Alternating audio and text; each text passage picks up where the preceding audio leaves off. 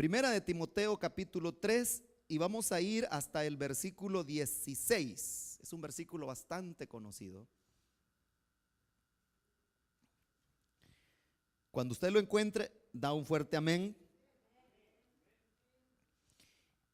Dice la palabra del Señor de la manera siguiente: e indiscutiblemente grande es el misterio de la piedad. Dios fue manifestado en carne, justificado en el Espíritu, visto de los ángeles, predicado a los gentiles, creído en el mundo, recibido arriba en gloria. Amén. Hasta ahí dejamos la lectura. Solamente hoy vamos a comenzar a estudiar el tema la deidad de Cristo. Ahora, esta doctrina, hermanos, es una de las doctrinas que ha sido también en gran manera mal interpretada y ha sido bastante también tergiversada. La doctrina de el Hijo también se le llama, y ese es el tema que vamos a comenzar a estudiar hoy. Le digo comenzar porque probablemente vamos a estudiarlo por unos 3 jueves para poder avanzar y poder ir introduciéndonos aún más en el estudio de la persona del Hijo de Dios. Ahora, la palabra deidad, ese término, si usted le busca en el diccionario, va a encontrarlo de una manera definido como ser divino o esencia divina. Eso es lo que significa la palabra o el término deidad. Ser divino o esencia divina. También se dice naturaleza propia de Dios. Eso significa la palabra o el término deidad. De tal manera que hoy vamos a comenzar, no solamente vamos a estudiar el aspecto divino del Señor Jesucristo, sino también vamos a estudiar lo que la Biblia dice acerca de su humanidad, ya que se ha hablado tanto acerca de que Jesucristo no era completamente hombre. Otras corrientes enseñan que Jesús no era completamente Dios. Pero vamos a ver lo que la Biblia dice, y espero que usted no se vaya a perder los estudios sobre este interesante tema que comenzamos hoy. Y es que Jesús es el único ser en el universo, oiga bien, el único ser en el universo en quien se han conjugado las dos naturalezas, la divina y la humana. En otras palabras, Él es hombre y es Dios. Porque Él es el único ser en el universo que tiene las dos naturalezas. Él es Dios y es hombre. Ahora, el hecho de que Él muestre características humanas no menoscaba la realidad que Él es Dios, o viceversa. El hecho que Él presente características divinas no menoscaba el hecho de que Él es hombre.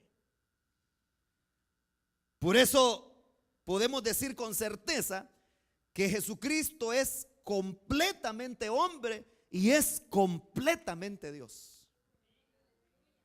Hermano, este es un misterio. Por eso leímos la porción al principio, lo que dice el apóstol Pablo a Timoteo. Dice, grande es el misterio de la piedad. Otra traducción dice, grande es el misterio de nuestra fe. Dice que Dios fue manifestado en carne, pero es un misterio grande, hermanos. Como lo vamos a ir viendo, ¿cómo es eso? De que un hombre sea Dios y un Dios, el Dios se haya hecho hombre. Es un misterio grande, hermanos. Es un fenómeno y un misterio único en el universo. Por eso Pablo ahí exclama a Timoteo, es grande es el misterio de la piedad. Ahora, para eso, hermanos, para ir introduciéndonos, porque vamos a comenzar a estudiar primero la parte humana de Jesús, y vamos a comenzar primero estudiando sobre su encarnación. Y es que la Biblia nos habla acerca de ese milagro también, de cómo es que Dios mismo se hizo carne. Y por eso Juan, en su primer capítulo, en el versículo 14 de su evangelio, dice estas palabras. Y el verbo, dice, se hizo hombre. Otra traducción dice, se hizo carne y habitó entre nosotros, dice.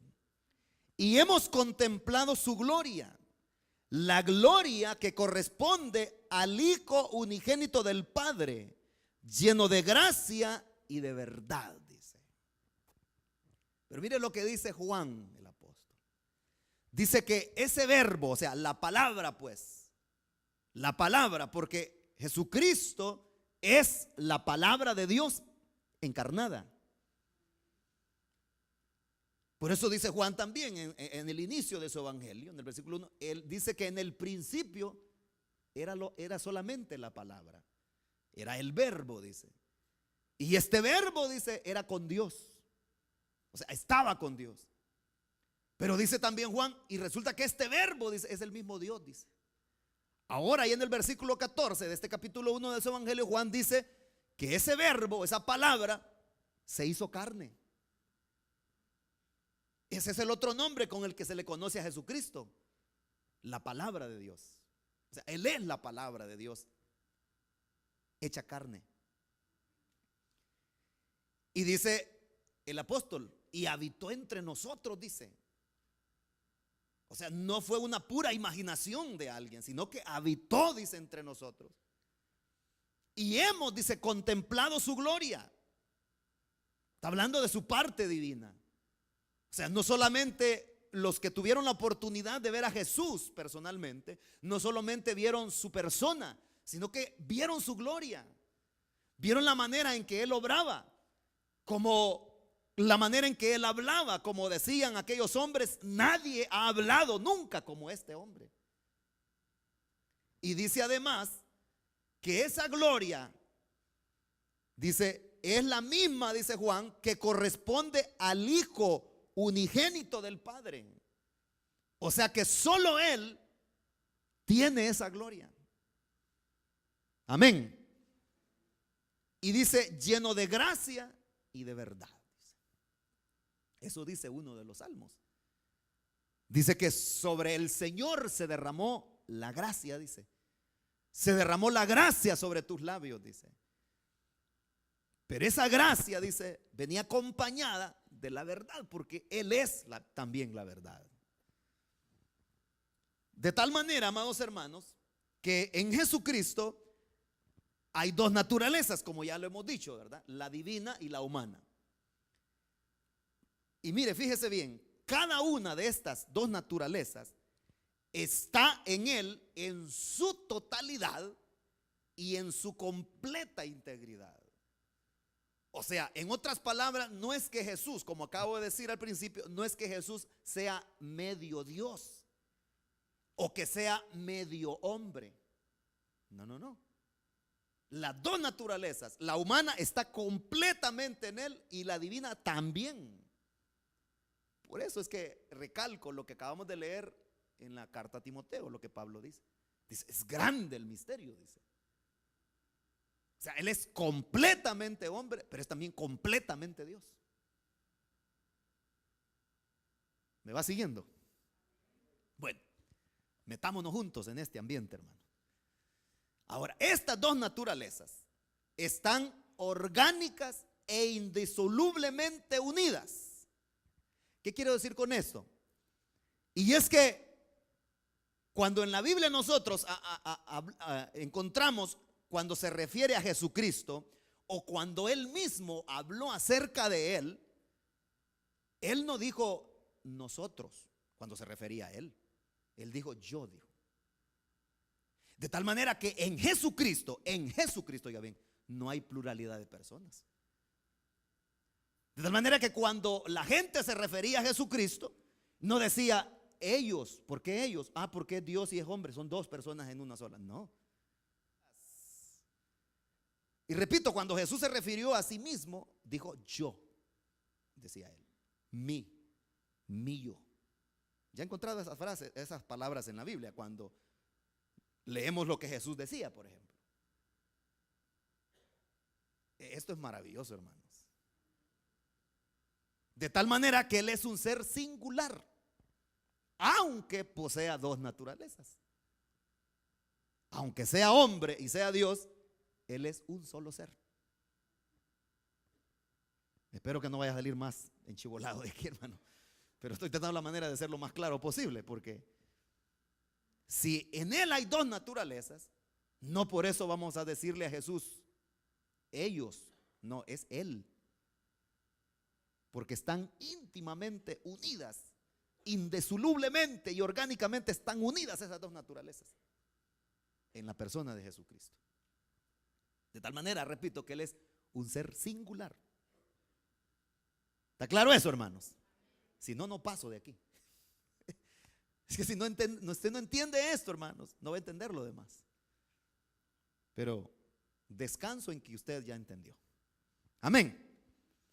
Ahora, en el Antiguo Testamento vemos al hombre hecho a imagen de Dios. Eso es lo que dice la Biblia en Génesis. Y hizo Dios al hombre a su imagen y semejanza, dice. Eso es en el Antiguo Testamento, o sea, el primer Adán. Pero ya el postrer Adán, como se le ha llamado al Señor Jesucristo, en el Nuevo Testamento vemos a Dios hecho a imagen del hombre. ¿Está claro? ¿Está claro, hermanos? Sí, es que miren, hermanos, por eso es que tanta gente anda tan perdida en cuanto a esta doctrina, hermano. Y yo he conocido, mire, hermanos en Cristo que han estado en la iglesia cristiana evangélica con sana doctrina y que ahora andan creyendo cosas raras, hermano. Cosas raras. Que niegan la Trinidad de Dios. Hay otros que niegan que Jesús realmente se haya encarnado. Otros que niegan que Jesús sea realmente Dios. Aunque a usted le parezca tal vez esto una broma, pero es cierto, hermanos. Por eso es importante, hermanos, poder tener cuidado. Por eso hay muchas personas confundidas, porque no han entendido a cabalidad este misterio, y esto solamente lo podemos entender con la ayuda del Espíritu Santo, hermano. Solo así. Ahora, vamos a ver las profecías acerca de la encarnación. Y es que desde el Antiguo Testamento se venía profetizando acerca de que el Hijo de Dios habría de encarnarse. Vamos a ir primero a Isaías en el capítulo 7, versículo 14. Y ahí dice: por eso el Señor mismo les dará una señal. La joven concebirá y dará a luz un hijo y lo llamará Emmanuel, dice. Ahí está hablando el profeta acerca de la encarnación. Es una profecía acerca de la encarnación del Hijo de Dios. Pero dice que entre otras cosas será llamado, dice, Emmanuel. ¿Sabe usted qué significa la palabra Emmanuel? Dios con nosotros. O sea, ahí estaba ya profetizado. Isaías profetizó de que era el mismo Dios. O sea, no un semidios como algunas corrientes dicen. No un mitad Dios, no, Dios completo, dice. Dios con nosotros. Hay otra porción en Miqueas capítulo 5 versículo 2.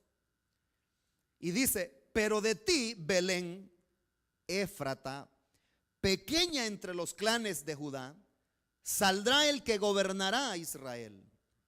Sus orígenes se remontan hasta la antigüedad, hasta los tiempos inmemoriales.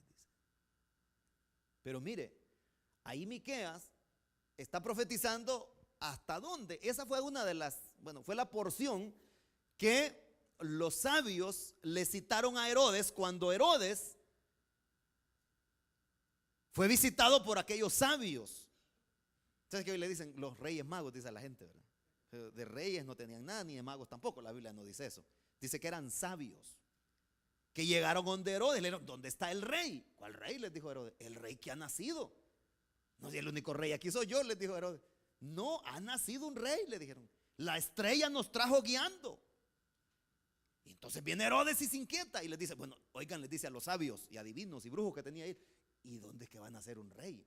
¿Hay alguna profecía? Y dicen ellos a buscar. Y le citan esta. Y dicen, mira, en Belén, dice el profeta, ahí dice que habrá de nacer. Entonces, y usted sabe ya la historia, ¿verdad? Que Herodes, como se vio burlado porque los sabios no regresaron, porque les digo, vayan a adorarlo y me avisan a mí para yo ir a adorarlo. Mentira era, ¿verdad? Era para ir a matarlo. Entonces, resulta de que cuando él se vio burlado por los sabios, porque dice la Biblia que Dios les habló en sueño, les dijo que se fueran por otro lado y no pasaron por donde Herodes.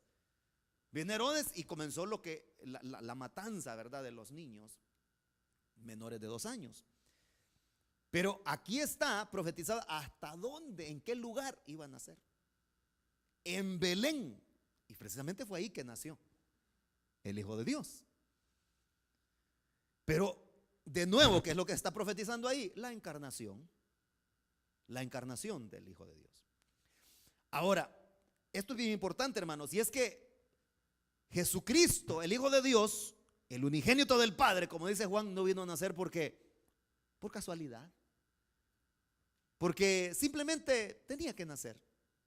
Dios nunca hace algo sin propósito. Nuestro Dios es un Dios de propósitos. Y vamos a ver a la luz de la Biblia cuáles son las razones, y casi ahí prácticamente nos vamos a entretener esta noche, las razones por las cuales el Hijo de Dios se encarnó. Las razones de la encarnación. Y hay muchos, hermanos, aquí motivos en la Biblia que nos revelan por qué el Hijo de Dios se encarnó. En primer lugar, Él se encarnó para revelar al Dios invisible.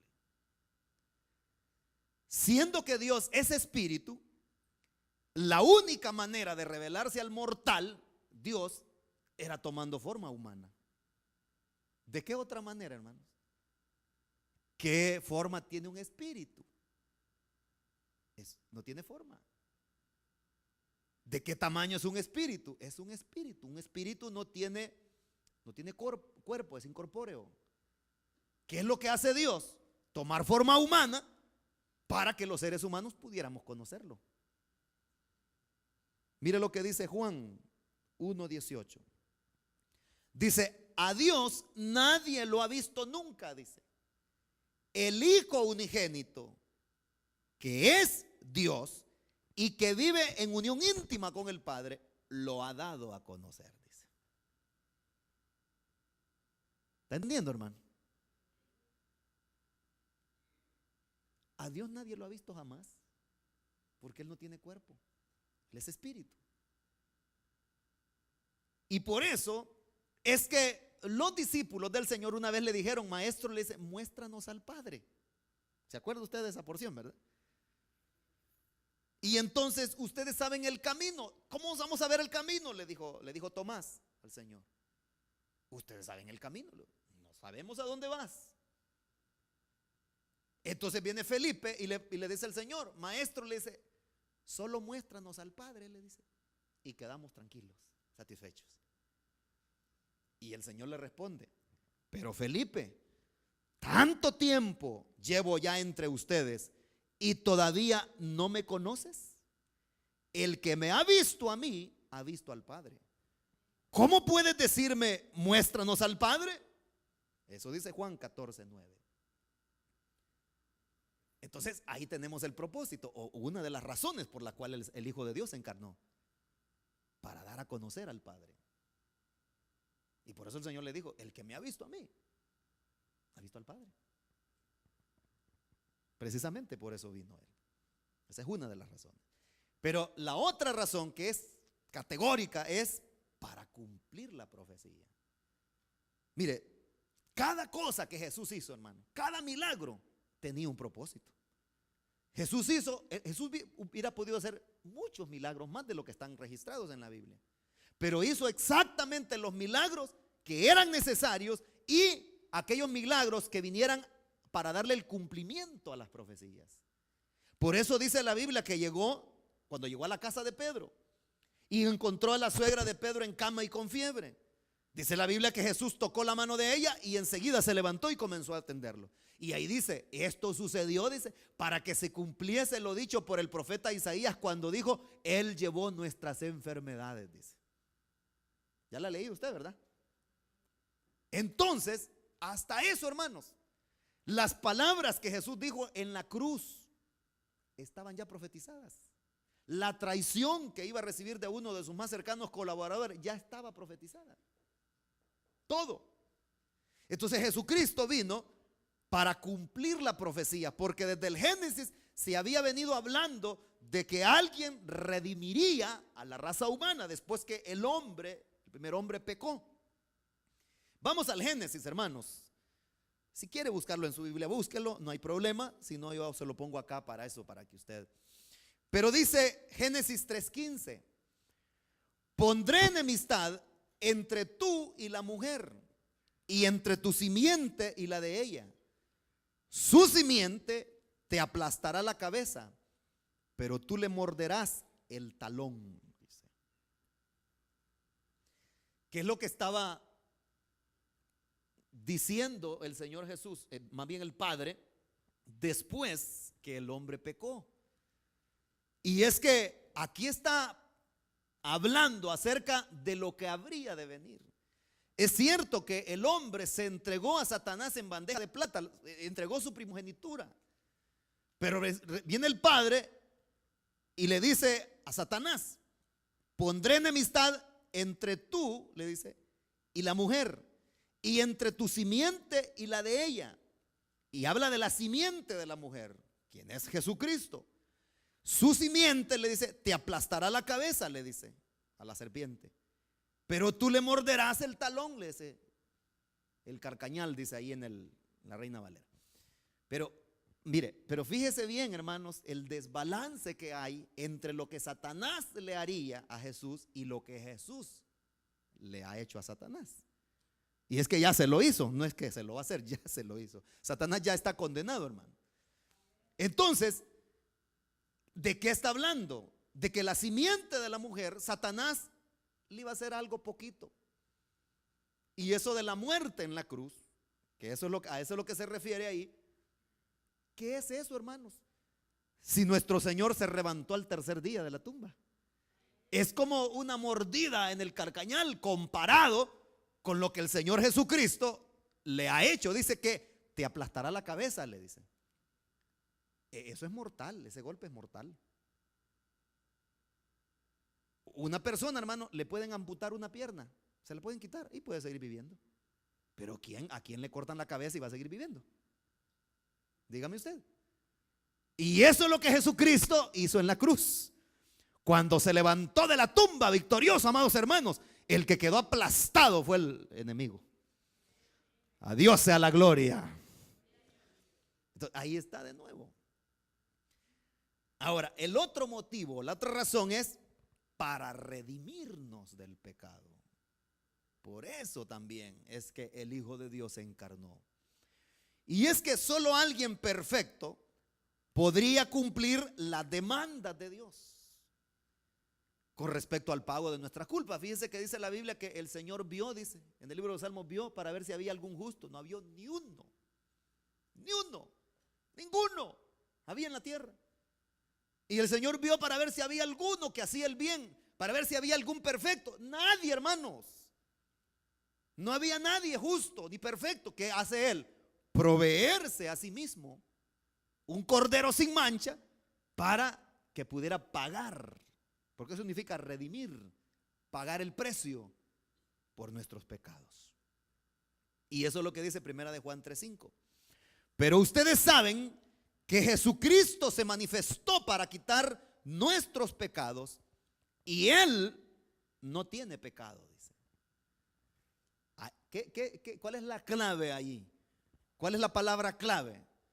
Y es que dice que se manifestó. En otras palabras, se encarnó, pues. Se hizo hombre. ¿Para qué? Dice, para quitar nuestros pecados. Y este es bien interesante, hermanos. Porque fíjese que en el Antiguo Testamento se nos menciona la manera en que la gente hacía para redimir sus pecados. Y era a través de los sacrificios que hacían de animales, de corderos, de ovejas, de toros, de machos cabríos, como dice la Biblia, de palominos. Pero la gente, hermanos, ese era solamente por un tiempo. Al llegar el siguiente año, la gente tenía que volver a hacer sacrificios otra vez. Pero lo maravilloso es que en la carta a los hebreos dice que el Señor Jesucristo, con una sola ofrenda, dice, hizo para siempre perfectos a los santificados, dice. Se va a caer de la silla usted, hermano. Yo veo bien emocionado. Entonces dice que el Señor vino, ¿para qué? Para quitar, dice. Esta palabra es explosiva, hermano. Porque el Señor no vino para medio limpiar. Por eso Juan, el Bautista, cuando vio a Jesús que venía hacia él, dijo: miren, dijo, este es el Cordero de Dios que quita, dijo, que quita el pecado del mundo. Así que a nosotros no es que medio nos han manchado, nos ha borrado así, y que medio poco se ve ahí el pecado todavía. No. Cuando nosotros venimos a Cristo, nuestro pecado fue quitado por completo. Porque solo Cristo Jesús puede quitar el pecado del mundo. Bendito el Señor. Y Juan es bien claro ahí, dice, y él dice, él no tiene pecado, o sea, él no murió por sus propios pecados. Por eso aquellos que estaban en la cruz junto con el Señor, platicando, dijeron: mira, nosotros estamos aquí pagando por nuestras culpas, pero ¿y este qué pecado tiene?, le dijo el uno al otro. Y era cierto, hermano. Ellos estaban ahí porque eran pícaros, criminales, asesinos. Pero ¿y él qué pecado había hecho? Es que no estaba muriendo por sus propios pecados, estaba muriendo por los nuestros. Bendito sea el Señor para siempre. Entonces, esa es una de las razones, otra de las razones para quitar nuestros pecados. Pero también hay otra porción más que está en Marcos capítulo 10, versículo 45. Dice: porque ni aún el Hijo del Hombre vino para que le sirvan, sino para servir y para dar su vida en rescate por muchos, dice. Ahí está de nuevo, en esa porción, diciéndonos el evangelista Marcos por qué vino el Señor. Dice que no vino, en primer lugar, no vino para que le sirvieran, vino para servir. Y además dice, para dar su vida en rescate por muchos. Este detalle es interesante. No dice que vino para dar su vida por todos, ¿verdad? Porque eso sería caer en el universalismo, en lo que la gente dice: no, si Jesús vino a morir por todos, dice la gente, y por eso no se arrepienten de sus pecados, porque creen que ya son salvos automáticamente.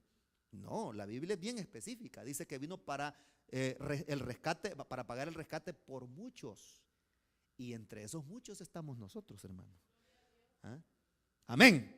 Porque dice también la Biblia que todo aquel que cree en Él y le recibe es hecho hijo de Dios. Entonces, el que no le recibe no es hijo de Dios. Amén. La otra razón por la cual Jesús se encarnó fue para cumplir el pacto davídico. Fíjese que Dios, hermanos, ahí en segundo libro de Samuel, capítulo 7, versículos del 8 al 17, Él le dio una promesa a David, al rey, que un heredero de su propia familia, de su propia simiente, reinaría sobre Israel. Y además el Señor le dijo que ese rey reinaría para siempre, por la eternidad. Ay, si quiere, ahí lo lee en su casa usted esa historia. Pero ya en el Nuevo Testamento, cuando el ángel Gabriel llegó a Belén a visitar a María, la virgen que dice la Biblia que estaba desposada con José, comprometida con él le recuerda lo que Dios le había dicho a David allá en el Antiguo Testamento. Y eso está en Lucas, en el capítulo 1, versículos 32 y 33. Y le dice el ángel: él será un gran hombre y lo llamarán Hijo del Altísimo. Dios el Señor le dará el trono de su padre David y reinará sobre el pueblo de Jacob para siempre. Su reinado no tendrá fin. Y es que ahí de nuevo el ángel está recordando a María lo que Dios, el Padre, le había dicho a David, que de su linaje, si usted en el libro de Mateo, en el Evangelio de Mateo, usted puede leer, no sé si usted ya ha leído la genealogía de Jesús. A algunas personas les aburre leer eso, las genealogías, pero fíjese la genealogía, y entre esa genealogía, en el orden genealógico, ahí aparece David. Es más, hermano, hasta Rahab, la ramera aquella de Jericó, ahí aparece, fíjese. Ahí aparece en la genealogía. Y viene a terminar a la persona de Jesucristo. Pero esa genealogía pasa por David. Por eso es que la Biblia registra que aquel, bueno, en muchas ocasiones, pero el caso más patético, más claro es el caso cuando Bartimeo el ciego. ¿Cómo llamaba a Jesús es cuando Jesús iba pasando por ahí? Le decía: Jesús, hijo de David, le decía, ten misericordia de mí, le decía. Porque él había entendido, como otros más, muchos más, habían entendido que Jesús era el rey y que venía, según la carne, del linaje de David. Amén, hermanos. Pero ¿cuál es la otra razón por la cual Jesucristo vino? La otra razón, bueno, las razones son innumerables, hermanos, no terminaríamos esta noche de analizarlas todas, pero vamos a ver algunas, como le he dicho. La otra razón es para ser mediador. Así como tenía que ser tan perfecto como Dios, también tenía que ser hombre para compadecernos, o para compadecerse de nosotros, para comprendernos. Solo así. ¿De qué otra manera, pues? Si Dios es santo y es perfecto, hermanos. Dice la Biblia que nada inmundo puede habitar en su presencia. ¿Qué es lo que hace? Hacerse hombre, hacerse ser humano para comprendernos. Esa es la gran ventaja que tenemos nosotros, hermanos. Y es que tenemos un mediador que no ignora nuestras necesidades. Si dice, bueno, ¿y qué sabrá Jesús del hambre? Por supuesto, él tuvo hambre. Alguien puede decir, ¿y qué sabe Jesús de la sed? Claro que tuvo sed. ¿Y qué sabe Jesús de estar cansado? La Biblia dice que cuando iba con sus discípulos atravesando el mar de Galilea, se durmió en la popa del barco. Cuando veamos el tema, hermanos, a fondo de la humanidad de Jesús, vamos a encontrar detalles maravillosos, hermanos. Yo espero que usted no se lo pierda. Entonces, él es tan perfecto, pero también tenía que ser humano para sentir lo que usted y yo sentimos.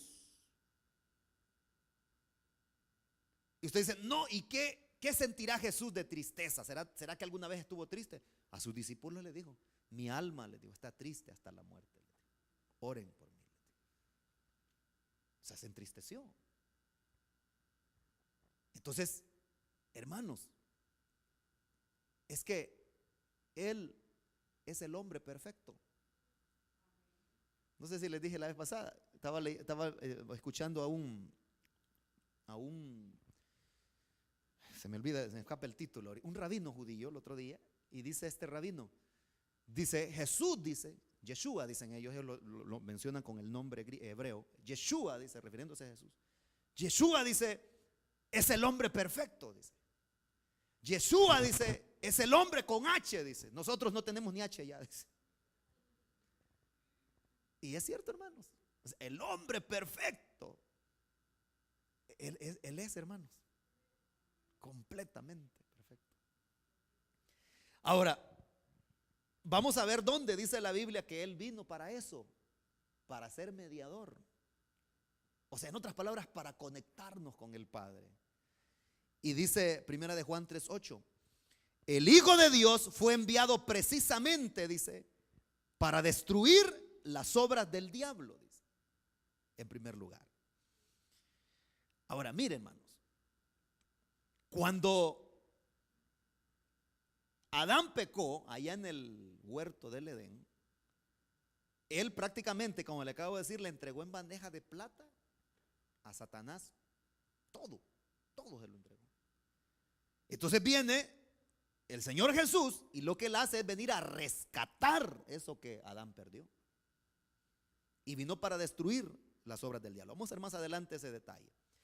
Pero siguiendo con el aspecto de la mediación que Él hace entre nosotros y Dios, Pablo escribe a Timoteo en su primera carta, en el capítulo 2, versículo 5, estas palabras: porque hay un solo Dios y un solo mediador entre Dios y los hombres, Jesucristo, hombre, dice.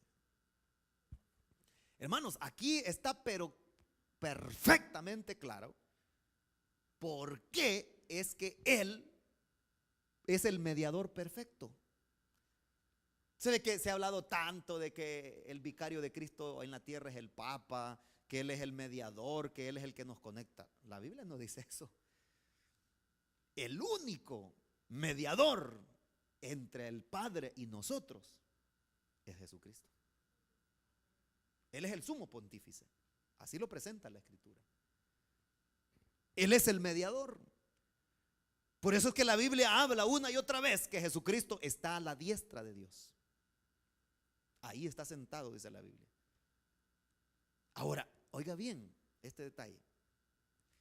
Y es que, como le acabo de decir, solamente alguien que sea semejante a nosotros puede ayudarnos. Solamente. Por eso es que no es válida hacerle oraciones a Miguel Arcángel, que a San Gabriel, dicen. ¿Y ellos en qué nos van a ayudar, hermanos? Si ellos son ángeles. Ellos no son seres humanos. Ellos no se han encarnado, ellos son servidores. Fueron seres creados, dice la Biblia, para servir a nosotros, los herederos de salvación. Pero cuando nosotros elevamos una oración a Jesús, eso sí que funciona. Porque todo lo que nosotros le digamos, todas nuestras cuitas, Él las entiende. Y no se queda así de brazos cruzados, sino que está intercediendo por nosotros ante el Padre. Es el mediador. Es algo así como un abogado, pues. Cuando usted va a corte, le es recomendable, o le es más, dependiendo del caso, ¿verdad?, un abogado. Porque si usted va a corte, tal vez solamente el juez le puede contestar alguna, le preguntar, hacer algunas preguntas, dependiendo, como le digo, el caso. Hay veces, hay personas que van a corte que ni siquiera el juez los habla. Todo lo hace el abogado. Y van simplemente porque pues tienen que estar ahí presentes. Pero el abogado hace todo. Pues Jesucristo todo lo hizo Él, hermano. Todo Él lo ha hecho. Nosotros no podíamos hacer nada, hermano. Estábamos imposibilitados. Estábamos muertos, dice el apóstol Pablo escribiendo a los Efesios, en nuestros delitos y pecados, viviendo conforme a la corriente del mundo. Pero viene el Señor Jesucristo y nos da vida. ¿Y qué vida, hermanos? Vida en abundancia. Y Él es el conecte que nosotros tenemos ahí arriba. Él es nuestro mediador. Pero hay otra porción más que habla acerca de la obra mediadora de Cristo. Y eso está en Hebreos 2:17. Dice: por eso era preciso que en todo se asemejara a sus hermanos, para ser un sumo sacerdote fiel y misericordioso al servicio de Dios, a fin de expiar los pecados del pueblo, dice.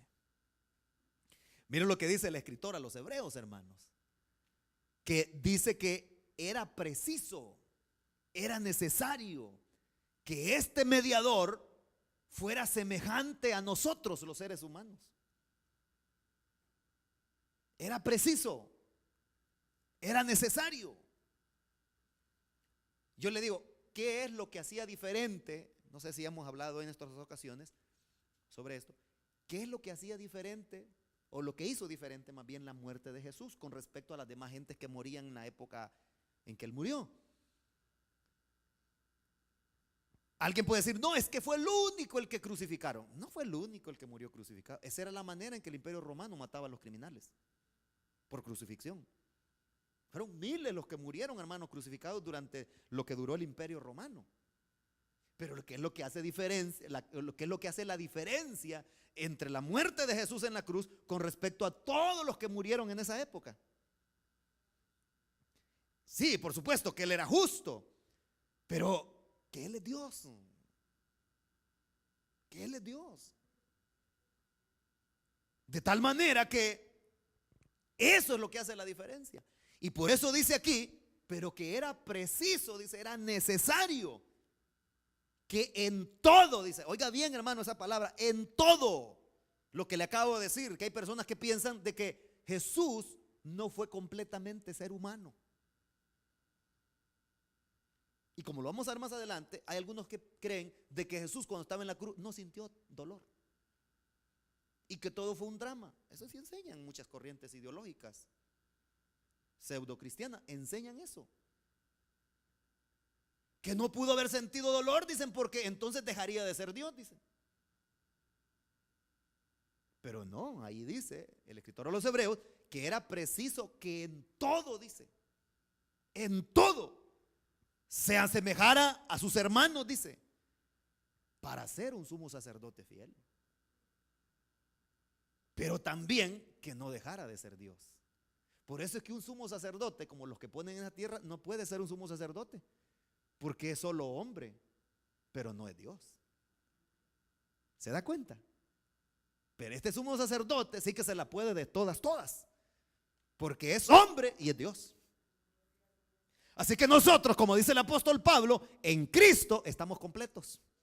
A nosotros no nos falta nada. No hay que buscar un mediador aquí y también hay que buscar a Dios. No, en Cristo tenemos las dos cosas. Él es tan ser humano para comprendernos, pero es Dios para socorrernos. Aleluya, gloria al Señor. Dice, para ser un sumo sacerdote fiel y misericordioso, dice, al servicio de Dios, a fin de expiar los pecados del pueblo, quitarlos, pues, en otras palabras, los pecados. Y aquí viene la otra razón por la cual el Verbo se hizo carne, para destruir al diablo y sus obras. Lo que le acabo de decir, ya vimos una porción antes de esto. Y es que así como el pecado entró por un hombre, dice la Biblia, a toda la humanidad, igualmente, dice, a través del postrer Adán, que es Cristo Jesús, también Él introdujo la salvación. Fue Adán el que introdujo el pecado, hermanos, y todos hemos nacido bajo pecado.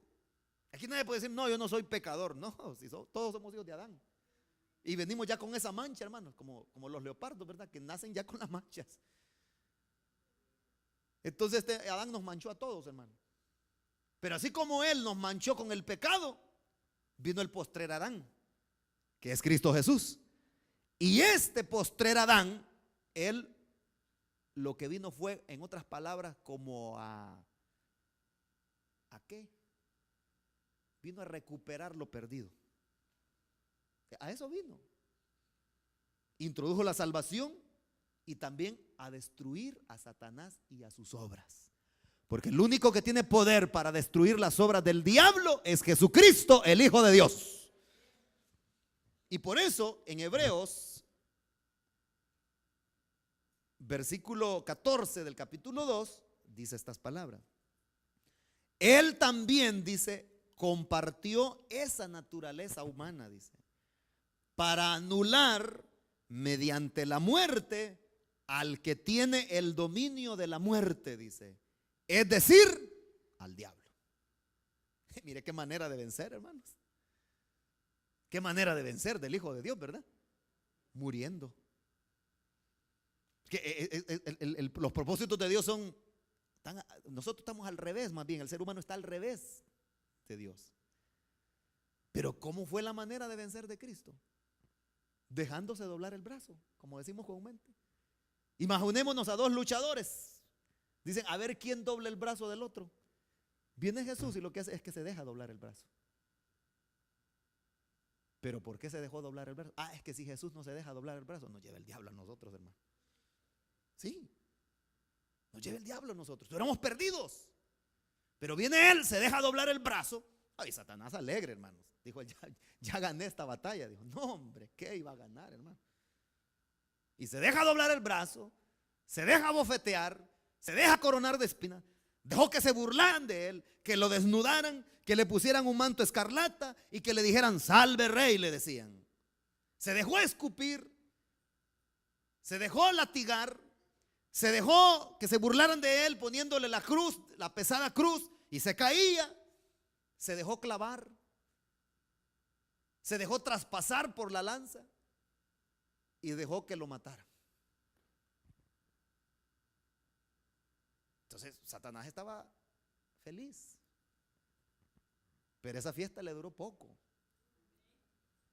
Porque fíjese que Satanás, el arma que él tiene para intimidar a la gente y aún a muchos hijos de Dios, es la muerte. Satanás siempre ha enarbolado el imperio de la muerte. Siempre, siempre. O sea, es como el recurso intimidatorio que Satanás tiene. La muerte, la muerte. Si te voy a matar, te voy a destruir, dice Satanás. Voy a hacer contigo lo que quiero. Voy a hacer aquí, voy a hacer allá. Pero resulta que cuando vino el Hijo de Dios, le dijo también a él que lo iba a matar. Jesús le dijo: está bien, mátame. Lo mató. Pero después, como dicen comúnmente, hermano, en buen campechano, la tortilla se le volteó a Satanás. Sí. Y entonces, mediante la muerte, lo que hace el Señor es que anuló, hizo pedazos todos los argumentos y todas las obras de Satanás, amados hermanos. Dice que lo anuló. Oiga bien, lo anuló. ¿Qué significa anular? Borrar.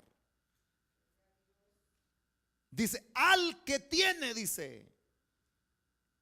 Porque el diablo todavía sigue haciendo eso. Porque acuérdese usted que Satanás va a ser ejecutado de una manera definitiva durante el periodo de los juicios finales. Y ahí va a ser definitivo. Pero él ya está condenado. Pero dice: y si no saben quién es ese, dice el escritor, es el diablo, dice. Pero ya todo está anulado. Pero ¿sabe qué es lo que hace Satanás, hermano? Como Satanás es tan astuto, mentiroso, y que el Señor lo reprenda, que a pesar de que está vencido, sigue todavía mostrando esas cartas. Sigue todavía diciendo: aquí tengo esto. Como hay personas que andan acusando a las demás, ¿verdad? Dicen: mira, aquí tengo las pruebas, te voy a meter preso. Y hay personas que se sienten bien afligidos. Dicen: no, dicen, tiene pruebas, me va a meter preso. Que hermano, ya no sirve, todas las cosas están vencidas ya. Satanás ahí tiene todos los documentos, todos mojosos, todos oxidados, y con eso anda engañando y anda intimidando a muchos. Y todavía con esos argumentos, Satanás viejos ya y todos vencidos, todos malolientes, anda ahí intimidando a la gente. Y hay gente que le cree a Satanás y dice: es cierto, dicen. ¿Qué cierto va a ser si él es el padre de mentira? Pero dice que el Señor lo que hizo fue anular todos esos argumentos allá en la cruz del Calvario. Aleluya, gloria al Señor. Los hizo pedazos, hermanos. Es decir, dice, al diablo. Así que no le ande creyendo usted al diablo. No le ande prestando atención, no le ande prestando oídos. No, él ya está anulado. Anulado. Está allá. Y no importa cuántos argumentos traiga, no importa cuántas historietas venga a contarnos, amados hermanos, usted ignórelo. Usted ignórelo. Ya le he contado la historia, tal vez ya le he contado, no espero no cansarlo, pero se dice de Martín Lutero, ¿verdad? Que en una ocasión, Lutero fue un gran paladín, hermanos, reformador de la iglesia. Dios lo usó poderosamente. Reformó la iglesia, hermanos. Y resulta de que, bueno, supuestamente, por supuesto que las personas que andan metidas con Dios, hermanos, Satanás no los va a dejar quietos. O sea, no, ahí van a tratar de ellos. A una persona mediocre, Satanás ni caso le hace. Pero a un buen cristiano de verdad, a una persona que está bien parada, que no se deja llevar por cualquier cosa y que está firme, oh hermano, Satanás iba a estar siempre queriéndolo molestar.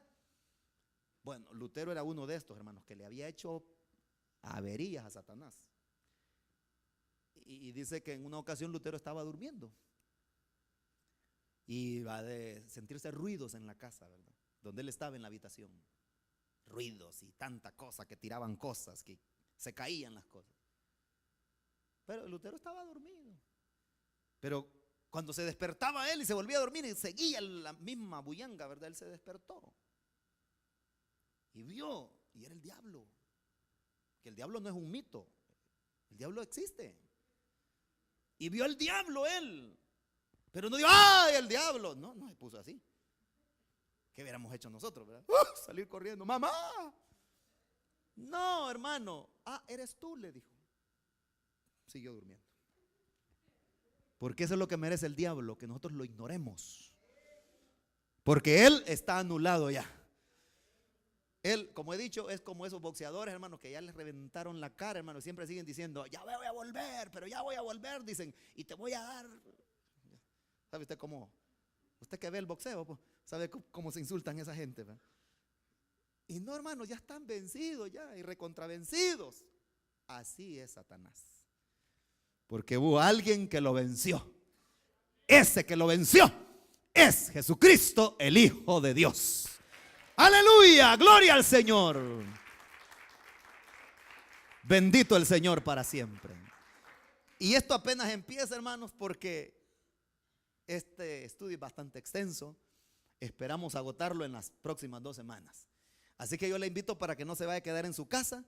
Venga, si quiere conocer más acerca del Hijo de Dios, Jesucristo, no se quede usted en su casa los próximos estudios. Vamos a darle gracias al Señor por su palabra. Padre.